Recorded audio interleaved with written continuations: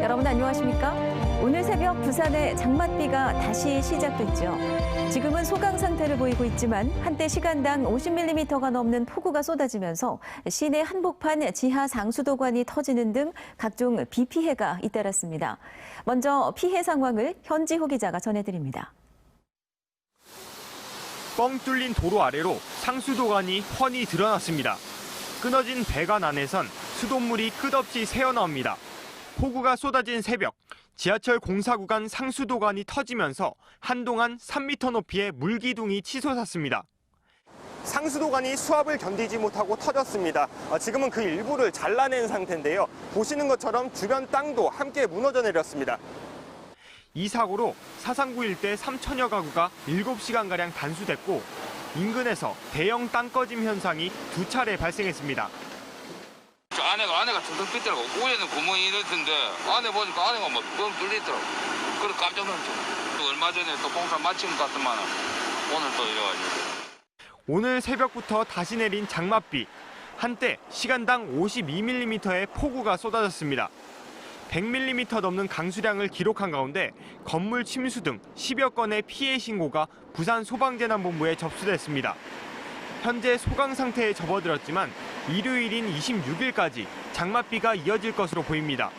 23일 밤 사이에 집중호우와 함께 많은 비가 다시 예상이 되고 장마철 누적된 비로 인해 지반이 약해진 상태이므로 특히 내일 오후부터 이틀간 최대 200mm의 집중호우가 예상되는 만큼 시설물 관리와 안전사고에 각별히 유의할 필요가 있겠습니다. MBC 뉴스 현지호입니다.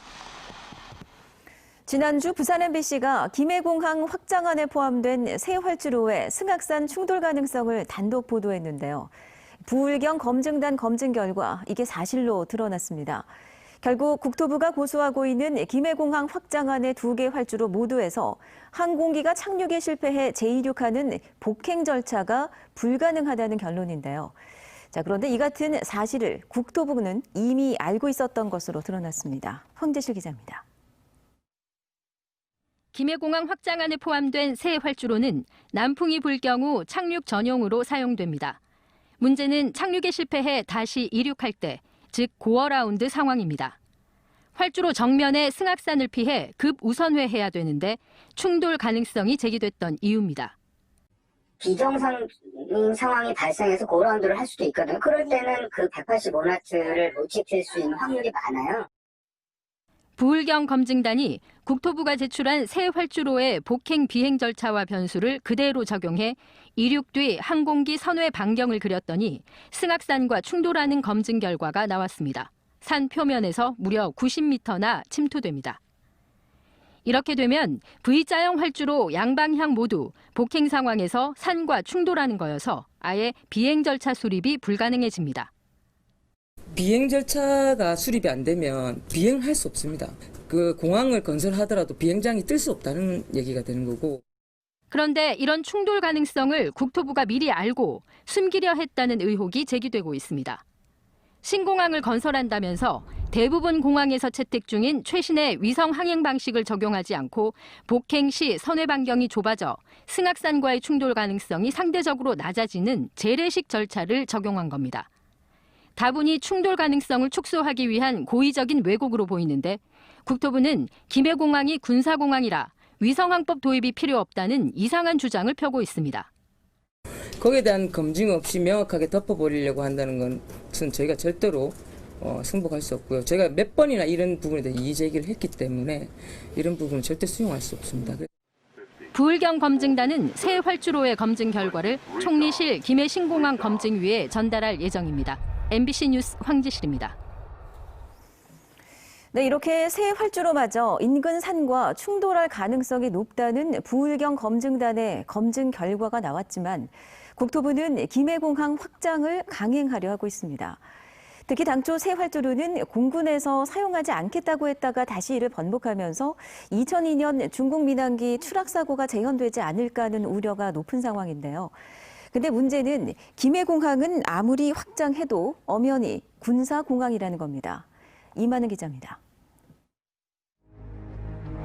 2002년 4월 15일 오전 11시 에어차이나 129편이 김해공항에 접근합니다. 11시 7분 김해공항 관제사가 착륙 활주로와 예상 진입 경로를 지정합니다. 남쪽에서 북쪽 방향으로 직진 착륙하라는 겁니다. 2분 뒤인 11시 9분 10초 관제사가 활주로가 변경됐다고 통보합니다. 조금 전과 정반대로 북쪽에서 남쪽 방향으로 선회 착륙하라는 겁니다. 이때가 비행기가 돛대산과 충돌하기 12분 전. 갑작스런 활주로 변경에다 비바람과 안개로 시정마저 나쁜 상황. 북쪽에 산이 있다는 사실을 알게 되자 조종사들의 대화에서 불안감이 감지됩니다.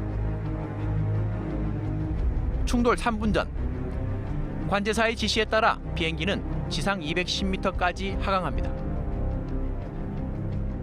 그리고 마지막 1분. 양력을 잃은 비행기는 더 이상 고도를 높이지 못하고 눈앞에 나타난 해발 380m의 돛대산과 충돌합니다. 당시 김해공항 관제사는 군에서 항공관제 초급 과정을 수료한 지 1년 10개월밖에 안 된 22살의 부사관.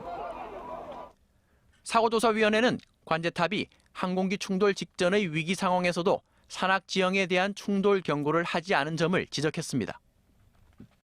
조종사들이 엄청난 부담을 가집니다. 왜냐하면은 활주로에 진입할 수 있는 계기의 도움을 전혀 받을 수 없는 그런 상황입니다. 예.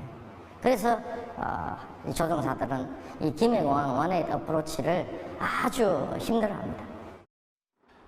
군 관제의 문제점이 드러나자 사고 이후 항공사고조사위원회는 민간 항공기는 민간 관제사가 담당하는 방안을 강구하라고 지적했지만 군은 지금까지도 요지부동입니다. 김해공항이 본질적으로 군사작전을 위한 군공항이다 보니 아무리 새 활주로를 건설하고 공항을 확장해도 상황은 달라지지 않는다는 지적입니다. 저는 영남 하나, 호남 하나, 수도권 하나가 있으면 군공항이 된다. 그리고 나머지는 민간한테 돌려주고 또 민간 또 새로운 이제 공항을 만들어내서 진짜로 세계적인 국가는 이런 공항의 수요를 창출하거든요. 그런 거로 가야 될 때가 안 됐느냐 하는 생각을 갖습니다. 중국 민항기 참사 이후 대부분 외국 항공사들은 김해공항 북쪽에서 선회 착륙을 해야 할 경우 착륙을 기피하고 있습니다. MBC 뉴스 이만흥입니다.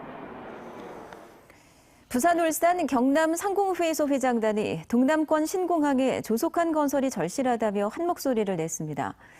이들은 신공항을 부울경 공항이라 칭하면서 지역 주민의 안전과 환경, 또 지역 경제 발전을 위해서 총리실이 제대로 된 결론을 내놓아야 한다고 촉구했습니다. 정은주 기자입니다. 동남권 관문공항 조속 건설을 위해 부산, 울산, 경남 상공회의소 회장단이 한자리에 모였습니다. 이들은 20년 넘게 부울경 경제의 앞길을 막고 있던 관문공항 문제가 해결의 실마리를 찾아가고 있다며 총리실이 제대로 된 검증 결과를 내놓을 것을 촉구했습니다. 김해공항 확장하는 안전, 환경, 소음, 수요 등 주요 부분에서 많은 문제점이 있는 것으로 밝혀진 만큼 조만간 총리실의 최종 검증 발표를 통해 신공항 건설을 위한 제대로 된 결과를 도출할 수 있을 것으로 확신한다. 신공항은 동남권이란 상징적 표현 대신 부울경 주민들이 원하는 공항, 이른바 부울경 신공항으로 불려야 한다며 24시간 안전하게 운영되는 공항의 필요성도 다시 한번 강조했습니다. 과도한 집중보다 효율적인 분산이 우리 사회를 건전하게 발전시키는 데 얼마나 필요한지 코로나 사태가 확인시켜줬다며 경제도 예외일 수 없다고도 주장했습니다. 부울경 신공항은 국가 균형 발전 차원에서 유사시 인천공항을 대체할 수 있으며 세계적인 한적항인 부산 신항과 연결을 통해 동남권을 동북아의 새로운 복합 물류 거점으로 도약시킬 수 있을 정도의 규모로 부울경 경제계가 공동으로 신공항 관련 공식 의견을 내놓은 건 동남권 신공항 건설 논의가 시작된 지난 2006년 이후 처음입니다. MBC 뉴스 정은주입니다. 고교생 선수를 폭행한 혐의로 1심에서 유죄를 선고받은 전 유도부 코치가 채용 과정에서의 허점으로 또 다른 학교에서 체육교사로 임용됐다는 부산 MBC 보도와 관련해 교육당국이 해당 코치를 사직 처리했습니다. 부산시 교육청은 지난달 부산의 한 고등학교에서 기간제 교사로 임용된 A 코치가 어제 학교 측에 사직서를 제출함에 따라 이를 수리하고 추가로 교사 임용 제한을 강화하는 법 개정을 교육부에 건의할 방침이라고 밝혔습니다. 해외에서 부산으로 입국한 50대 남성 2명이 코로나19 확진 판정을 받았습니다. 새로 추가된 코로나19 확진 환자는 북구에 주소지를 둔 58세 남성과 사하구 51세 남성으로 두 사람 모두 어제 우즈베키스탄에서 인천공항을 통해 부산을 도착했습니다. 이로써 부산의 코로나19 누적 확진 환자는 156명으로 늘었습니다. 한편 감천항에 입항한 러시아 선박에서 한 명이 추가로 확진 판정을 받아 한 달 사이 감천항 러시아 선박 확진 환자는 모두 43명으로 늘었습니다. 오는 25일부터 야간에 광안리 해수욕장에서 술을 마시거나 또 새벽 1시 이후에는 밀락 수변공원을 출입할 수 없게 됩니다. 수영구는 해양수산부 지침과 성수기 대비 방역 대책의 일환으로 다음 달 15일까지 저녁 7시부터 다음 날 오전 6시 해수욕장 개장 시간 외에 광안리 해수욕장에서의 음주와 취식 행위가 전면 금지된다고 밝혔습니다. 또 밀락 수변 공원에는 CCTV 넉 대가 추가 설치되고 새벽 1시까지만, 새벽 0시까지만 QR코드를 인증해 출입할 수 있도록 한 뒤 이후 출입구를 완전히 폐쇄할 계획입니다.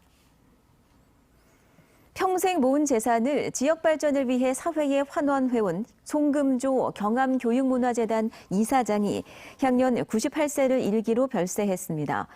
부산대는 지난 2003년 학교에 305억 원을 기부한 송 전 이사장의 뜻을 기르기 위해 장례를 부산대학교 경암교육문화재단장으로 치르기로 했습니다.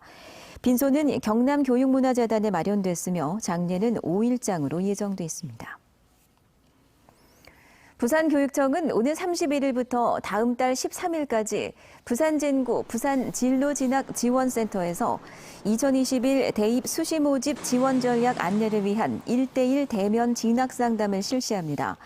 이 진학상담은 코로나19 상황으로 대입 정보를 얻기 힘든 고3 학생과 졸업생, 또 검정고시 출신 수험생들에게 수시 모집 지원 전략을 안내하기 위해서 마련한 것입니다.